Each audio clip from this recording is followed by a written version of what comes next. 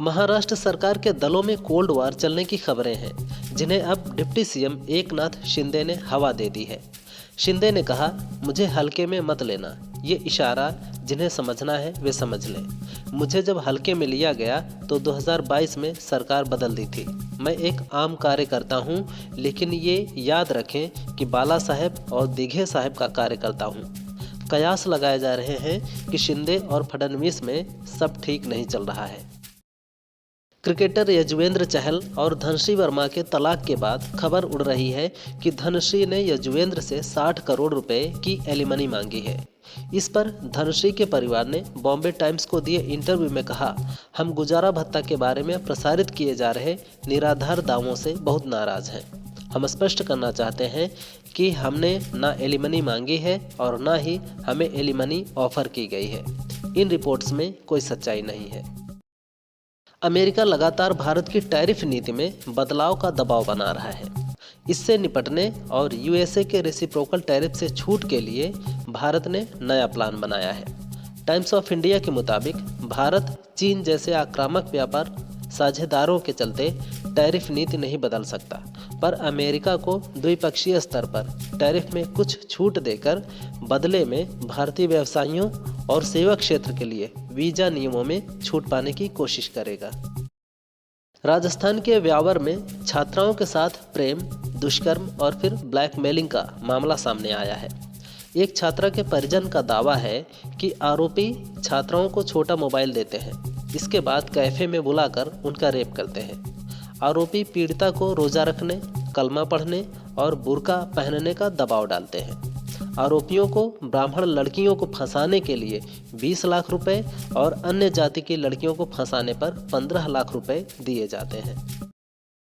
दिल्ली के 98वें अखिल भारतीय मराठी साहित्य सम्मेलन में पीएम मोदी के अंदाज ने सभी का दिल जीत लिया।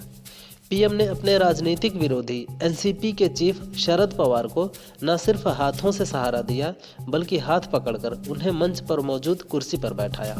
इसके बाद बोतल खोलकर गिलास में पानी भरकर शरद को ऑफर किया। ये देख वहां मौजूद लोग तालियां बजाने लगे। कार्यक्रम में पीएम ने कहा, मराठी अमृत से भी मीठी भाषा है। सुप्रीम कोर्ट ने अपने उस आदेश को वापस ले लिया जिसमें पुलिस से गैंगस्टर एक्ट के तहत एक मामले में विधायक अब्बास अंसारी के खिलाफ जांच 10 दिनों के भीतर पूरी करने को कहा गया था। दरअसल सुप्रीम कोर्ट में अब्बास के वकील कपिल सिब्बल ने कहा कि यूपी गैंगस्टर एक्ट के तहत दर्ज मामले में आरोप पत्र दाखिल किया जा चुका है। उन्होंने कहा कि राज्य ने मामले में गलत हलफनामा दाखिल किया है। अंसारी के खिलाफ कुछ भी लंबित नहीं है। विराट कोहली का खराब फॉर्म चैंपियंस ट्रॉफी में भी जारी है। कोहली बांग्लादेश के खिलाफ 38 गेंदों में 22 रन बनाकर आउट हो गए। कोहली के फॉर्म को लेकर पूर्व क्रिकेटर अनिल कुंबले ने कहा कि मुझे लगता है कि वह कुछ ज़्यादा ही कोशिश कर रहे हैं। कोहली इस बात को लेकर दबाव में है कि उनसे सभी को उम्मीद है। कोहली को कोई भी चिंता किए बगैर रोहित शर्मा की तरह सिर्फ खेलने पर फोकस करना चाहिए। उपराष्ट्रपति जगदीप धनखड़ ने भारतीय चुनाव में मतदाताओं की भागीदारी बढ़ाने में यूएसएआईडी फंडिंग पर चिंता जाहिर की है। धनखड़ ने कहा कि जिन लोगों ने देश के लोकतांत्रिक मूल्यों पर इस तरह के हमले की अनुमति दी, उन्हें बेनकाब किया जाना चाहिए। ऐसी ताकतों पर प्रहार करना लोगों का राष्ट्रीय कर्तव्य है। यूएसएआईडी पर आधिकारिक व्यक्ति की प्रतिक्रिया बताती है कि पैसा दिया गया था। चीन में नया कोरोना वायरस आ गया है। चीनी वैज्ञानिकों को चमगादड़ों में ये नया कोरोना वायरस मिला है। ये कोरोना वायरस भी जानवरों से इंसान में फैल सकता है, जिसके चलते दुनिया भर में हड़कंप मच गया है। चीन में बैटवुमन के नाम से मशहूर शी झेंगली की टीम ने इस कोरोना वायरस HKU5 को खोजा है। हालांकि शोधकर्ताओं का कहना है कि ये कोविड-19 जितना खतरनाक नहीं है। कोविड-19 को लेकर भी दावा था कि ये चीन से फैला था।